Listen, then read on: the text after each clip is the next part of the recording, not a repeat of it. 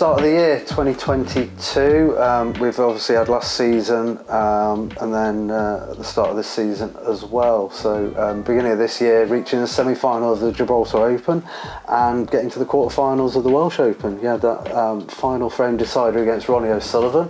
How have you started finding the season this year so far? Yeah, it's been good. I'm looking to follow on from last season, like you say. I had a couple of good results last season, played some good stuff. So yeah, hopefully I can better that this year. And yeah, I've started off okay so far. Fantastic. Feeling good? Feeling very good, yeah. Trying practicing more, working hard. Game's in good shape at the moment. So yeah, just a case of getting momentum now and looking forward to the next few tournaments. Okay. Is there anything you're doing differently this year to last year? No, I think just a case of I sort of built the bridges last year that I'm playing how I want to play again. So I'm playing some good stuff. So yeah, just more of the same, really. A lot more hard work, I guess. Just trying to put that extra few hours in there, try and get a bit fitter, and just yeah, be in a position where I'm putting myself in position to win, really. Do you make personal goals for the season? Do you start the season with a goal in mind, or do you set yourself goals that you'd like to achieve, or does that put too much pressure on you? No, it's not a case of pressure, but I think you've always got in the back of your mind the goals that you want to achieve. But the game's that competitive, it's really risky sort of to do that, because you can have goals, but then you can lose for 3 tournaments on the spin because the standard's that high. So yeah, and that's going to affect your mood, I suppose. Exactly, yeah. So the back of my mind, obviously I'm climbing the rankings again. I'd like to get back in the 16 and play in the Masters and play at the Crucible by the end of the season. So yeah, you've got them small goals, but for me it's more a case of just getting my practice level up, so it's in good position for the games, really. Take each game. Yeah, exactly. It's an old cliche, but you've got to just stay grounded and keep working hard, really. Yeah. So looking at the current field for this season, aside from yourself, is there anybody that stands out to you? To be honest, not really. No, it's the standards sort of, it's gone so top heavy now that you've got 30 players at the top of the rankings who could all win a tournament on any given day, play an unbelievable level, and then you've got guys down the rankings who are capable as well. Everyone's pushing, so no, not really. Obviously, the big scalps that you normally see in there, your Higginses, your Ronnies, and Williams, they'll always be there and thereabouts. But yeah, like I say, it's just a case of looking after my own game, really, and being in position to compete with those guys. Yeah. How do you decide which tournaments to enter? Do you like to have a run of tournaments, or do you prefer to have one and then a gap? Yeah, a small gap would be nice, ideally, but sort of beggars can't be choosers, really. The calendar's a little bit quieter than we would all like at the moment for obvious reasons. So yeah, it's just a case of being ready whenever the tournaments are, really. I'll play in pretty much everything I can this year, and hopefully that's enough to get me back to where I need to be. Is there any tournaments you never enter, or that you don't like entering? The shootout's the one that I always feel like I don't want to go in and I don't want to play in, but it seems to get me every year, because the ranking points are there, and it's too important for players to sort of miss. So the position I found myself in the last few years being just outside the bubble, I always think, well, if I win that and have a lucky weekend, then you can be in it, because that tournament's just about pure luck, really. So it's just a case of, yeah, that'd be the one. Okay. In terms of getting to a tournament, you arrive at a tournament. Obviously, from a logistical point of view, how quickly How quickly do you get the feel? Does it take for you to get the feel of the table that you're playing? Yeah, that's quite tough, to be honest, because you've always got the TV table that plays totally different from tables 2, 3, and 4. Let's say, it's even though they all look the same, they play totally different. So that can be tough at times. Are there any tournaments that stand out where they are differ dramatically, the tables? Yeah, I played in Turkey last season, and it was it was horrendous conditions, to be honest. We were out back in like a sports hall, really, which you don't get to see. No TV cameras pick that up. Where the tables don't run well, they're sort of really slow, really heavy, in a dark, dingy room, boiling hot. But then the pictures that everyone else would see would be like an amazing crowd, big TV table and stuff. So yeah, there are major differences, and yeah, that was probably one that stood out last season, where night and day, really. Looking back at your career to date, which tournaments for you have been particularly special? Any perhaps less obvious memories that really stand out for you?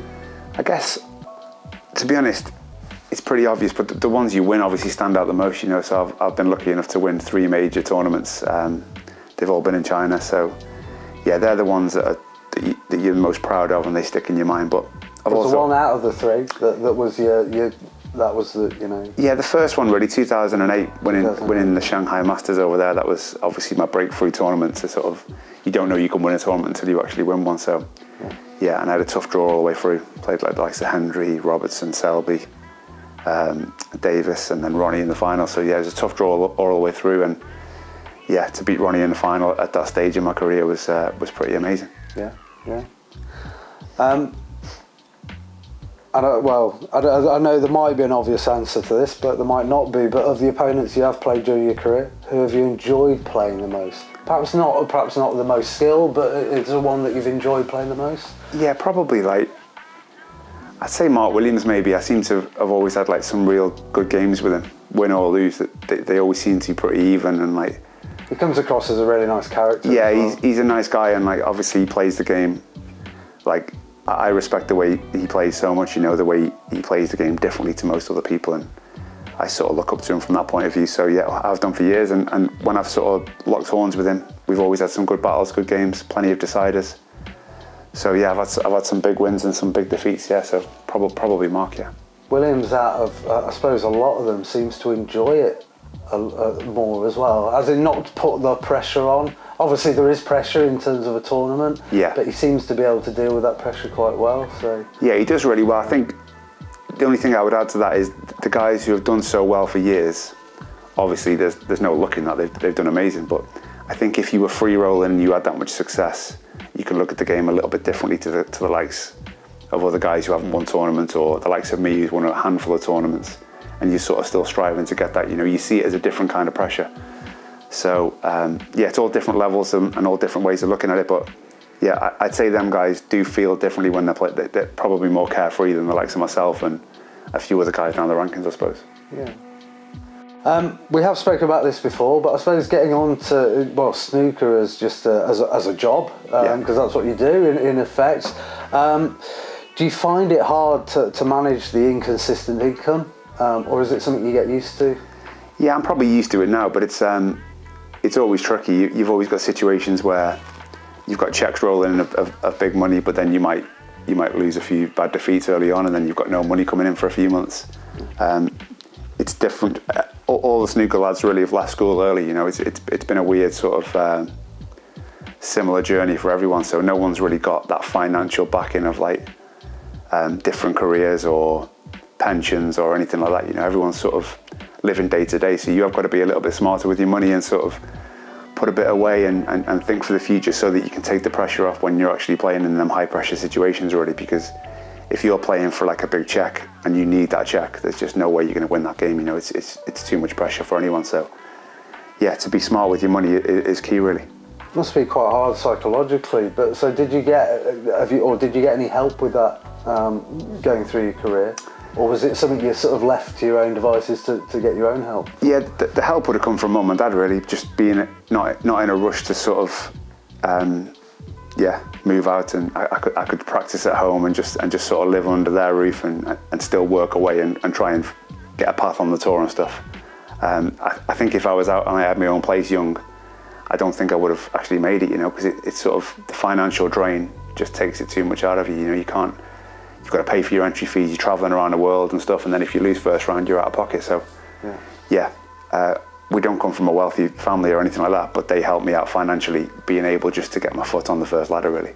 Yeah, and not have to, like you say, look after yourself and all the rent or buy a house. Yeah, exactly, like no rent, and I could practice and work hard, and then if I needed money for a tournament, that would just get me in the tournament, and then if I won the money, I would pay them back. So you needed that kind of help, really, and yeah, very lucky to have that.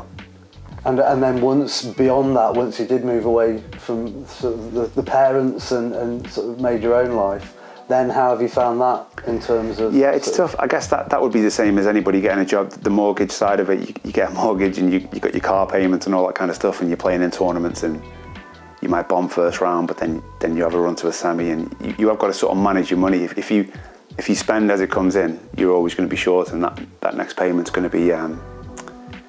going to be short, kind of thing. So it's all something that we all struggle with, I guess, through our career. And yeah, just a few of the lads have sort of put their money into properties and stuff to have that kind of like security later on in life, you know, where they can they know there's going to be some kind of income coming there, and they can still play now and enjoy the game, because there's been so many great players who've just like disappeared off the tour from playing amazing stuff because they put no money aside and gambled a bit and stuff, and so yeah, the money goes quick. Yeah.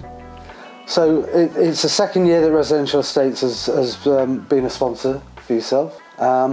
And in terms of property, obviously I know that we've talked about this in the past, that you've had a few properties, buy-to-let properties, I suppose to help with that income and for the future. Has property always, has always been an interest?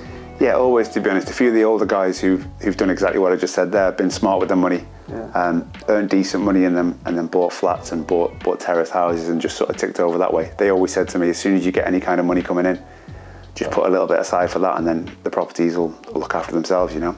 I've had some good experiences with properties, a couple of bad ones as well.